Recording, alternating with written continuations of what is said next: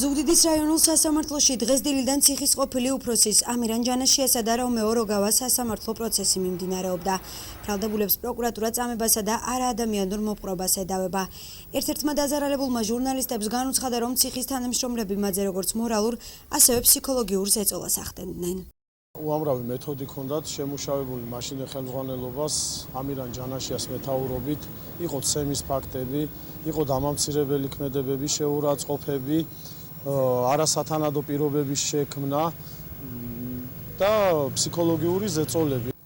სასამართლო პროცესიდან გამოსული თავად ციხის ყოფილი უფროსი ამირან ჯანაშია მედიასთან კომენტარს არ აკეთებს, თუმცა მისი ადვოკატი აცხადებს, რომ დღეს მხოლოდ 2 მოწმე იქნა დაკითხული და საქმე ამით არ დასრულებულა.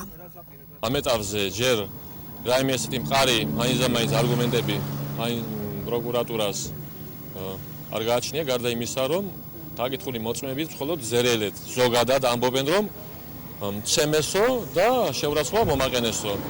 დაადასტურეს, რომ არანაირი დაზიანებები მათ ამჟამად არ აღენიშნებათ.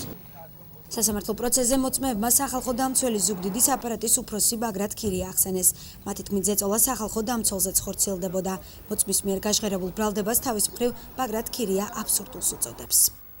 უბრალოდ ეს არის მტკნარი სიცრუე, რასაც სრული პასუხისმგებლობით ვაცხადებ, იმიტომ რომ სახალხო დამცველის აპარატი მათ შორის მეც მთელი ამ წლების განმავლობაში ვცდილობდით, რომ ესეთი ფაქტები არ გამოგპარვოდა და ყოველთვის დაგვეფიქსირებინა. პრინციპში ამის ილუსტრაციისთვის ჩვენი ანგარიშებიც გამოდგება წლიური, სადაც ძალიან ბევრი არის ესეთი შემთხვევა ასახული, მათ შორის სამეგრელოს რეგიონიდან. შეგახსენებთ, რომ ზუგდიდის ნომერ 4 საჯელახსრულების დაწესებულების ყოფილ უფროს ამირან ჯანაშიას ზუგდიდის რაიონულმა სასამართლომ აღკვეთი ღონისძიების სახით 30,000 ლარიანი გირაო ამ წლის 20 იანვარს შეუფარდა.